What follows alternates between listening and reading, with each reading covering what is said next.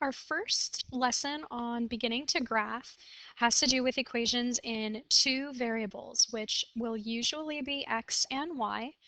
And we've seen this graphic before of a function machine where we've got an input and then something happens to that value and then it becomes the output. And I told you guys about a really cool function machine that my third grade teacher, Mrs. Wing, had built. And this is kind of just taking that idea one step further, and we're going to be creating input-output tables. Now, last year, you guys did something like this. This was called a T-chart, and you would have some value that went in, let's just pick a number like the number 7, and you had a rule. And maybe the rule was written out in words like this. Maybe the rule was times by 3. Well, 7 times 3 is 21. So if I had that picture from before, I'm putting in a 7 and I'm getting out 21. And you could pick any number. Maybe you would pick -5. And I would do that same rule, times by 3. -5 times 3 is -15. And you could create a T-chart pretty easily because the rule was very simple. It was times by 3. Or in algebra, we would write 3x. Well, the problem is, or not the problem, but now that we are in 7th grade and we are getting more advanced, my rule no longer is going to be as simple as 3x. Maybe it's something like this. I times by 1/2 and then I subtract 6, which would kind of look like this. So now that we are getting ready for algebra, we're in a pre-algebra class, we're not going to be calling it a rule anymore. We're going to be calling it an equation. And an equation must have an equals sign. That's why it's called an equation. And this is where that second variable comes in. Now I have two variables. I have a y and I have an x. So instead of using a T-chart, we're now going to be using something called an input-output table. And the x is what we're putting in, and the y is what is coming out. So what I'm going to be doing on the next page is showing you how one of these tables works. Here's that same equation. We've got y equals 1/2 x minus 6, and it's an equation. So we're not really going to use the word rule anymore. It still is a rule. It's the same idea, but the correct algebra word is equation. So I'm going to write my equation right here in the center. That's why that center column was blank. And my equation is y equals 1/2 x minus 6. And what I'm going to be doing is I'm going to be copying that same equation, but I'm going to be leaving a bubble here, which we've talked about before. I'm leaving a space for whatever I decide my x is going to be. You can choose whatever x that you want because this is going to create a line, and the line has an infinite number of points on it. So you can pick any x that you want. But you guys know how lazy I am. And so I'm going to want to pick an x that's going to work nicely in this equation. Whatever number I put here, I'm going to have to cut in half. So I'm not going to choose 5 or 7 or 3 because those don't cut in half nicely. I'm going to choose even numbers for this. And I'll start with the even number. Let's do 4. So I'm going to plug in 4 here. And then underneath this, I'm going to do the work. 1/2 of 4 is 2. And then I'll copy that, subtract 6.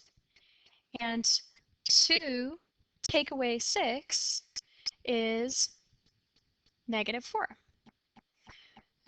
So I will get out a -4. Now I'm going to pick another number that will work nicely, and I'll do that again. Oops. Let me see if I can do this correctly. There we go. I'm going to write that same equation with the empty space for my input, and this time maybe I'll choose 12. So if I plug in 12 here, what is 1/2 of 12? 6.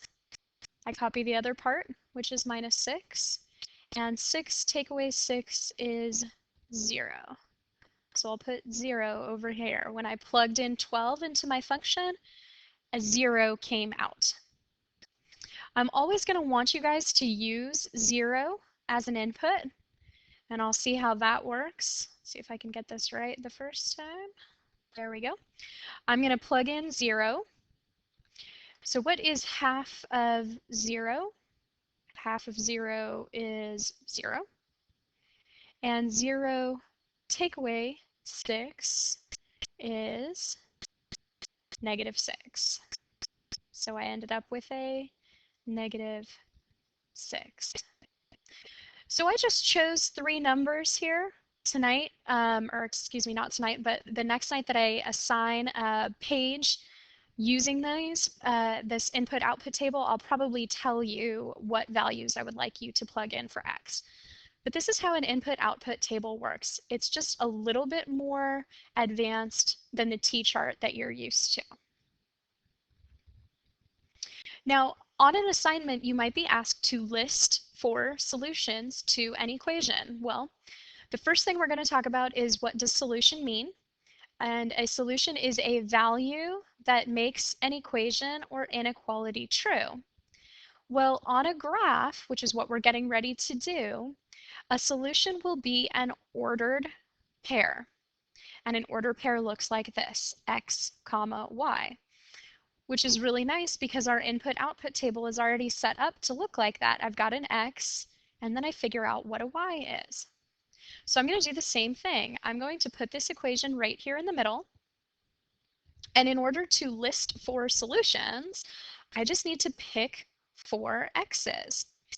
And usually the x's that I will ask you to use will have some negatives, a 0, and some positives. So let's go ahead and practice with that. I'm going to use negative 1. I'm going to use 0. I'm going to use 1. And I'm going to use 2. So now I'm going to use that same process that I did before where I copy this equation exactly. So I'll put this here, but this time instead of plugging in x, I'm going to leave a bubble there. And that's where I'm going to put that value. I'm going to put the number negative 1 in there. And in this next one, I'll fill in the number 0. And in this next one, I'll fill in the number 1. And in this next one, I'll fill in the number 2. So I'm ready to go back and plug in these numbers. I'm going to plug in a negative 1 in this first one. Negative 5 times negative 1 is positive 5. And 5 plus 7, is 12. So when I plugged in a negative 1, what came out was a 12. Now I'm going to plug in the number 0. Negative 5 times 0 is 0 plus 7. 0 plus 7 is 7. So when I plugged in 0, I got out the number 7. Now I will plug in the number 1. Negative 5 times 1 is negative 5 plus 7. Negative 5 plus 7. Okay, I've got different signs, so I subtract. 7 take away 5 is 2. And the 7 was bigger, so that's going to be a positive. So I plugged in a 1, and what came out was 2. And on this last one, I'll plug in 2. That's what I had over here. Negative 5 times 2 is negative 10 plus 7. These have different signs, so I'll subtract. 10 take away 7 is 3. And when I check to see if it's positive or negative, which number was larger? The 10, and the 10 was negative, so this must be a negative 3. I plugged in 2. I got negative 3. So we've almost answered the question, but the question said list 4 solutions to an equation, and a solution needs to be an ordered pair. So now all I have to do is write from my table an ordered pair. And it's already done for me. An ordered pair is x comma y. Well, here's the x, -1. I plugged in -1, and I got out 12. That's one solution. That is one point that will be on this graph. What would be another solution? Well, I plugged in 0, and what came out was 7. That's another solution. I'd like you to write the final two solutions that we've already found. So there's one here with a 1 and a 2, and there's one here with a 2 and a -3. You might also be asked if the ordered pair given is a solution. So here's an equation, y equals 4x plus 7, and I'm being asked if this ordered pair is a solution. I'm being asked, does this ordered pair work? So I'm going to rewrite the equation using bubbles. Remember, those are just empty parentheses that are leaving me a place to plug in the values. So instead of y, I left an open space. Instead of x, I left an open space. And now I'm going to go back and plug this in. Remember that the ordered pair is written x comma y. So I'm going to plug in -3 here for x. And I'm going to plug in 19 here for y. And I'm going to see if this works. It should equal 19 if it works. 4 times -3 is -12. And then I've got this plus 7. Let's see, on this side I've got same signs or different. Different, so I subtract 12, take away 7 is 5. And the 12 was bigger, which means this is negative. I'll bring that 19 down. Is 19 the same as -5? No. So here's the sentence you'll need to write. No, -3 comma 19 is not a solution to the equation. It doesn't work. Those two things are not the same. 19 is not the same as -5. Here's a second one that I would like you to try. You're going to do the same thing that I just did. You're going to begin by leaving empty spaces or bubbles, which is what I call them in class. A bubble where I need to plug in something for y, and a bubble where I need to plug in something for x. I would like you to fill in those bubbles and complete this problem, and then I'd like you to write a sentence. You'll either say no, 2 comma 2 is not a solution, or you'll say yes, 2 comma 2 is a solution. And the final thing that we're going to end up doing with these is we're going to be graphing an equation. So let me go back to all of this work that we did here, and I'm going to take it. This looks pretty bad on the screen. I apologize, but it's going to help us graph. Here's what we came up with. We had the equation y equals -5x plus 7. So let's see what that would look like on a graph. What I need are these ordered pairs. The first one we found was -1 comma 12. -1 comma 12. 1, 2, 3, 4, 5, 6, 7, 8, 9, 10. I ran out of room. 11, 12. That first point would be all the way up here. Let's go to that next point, 0 comma 7.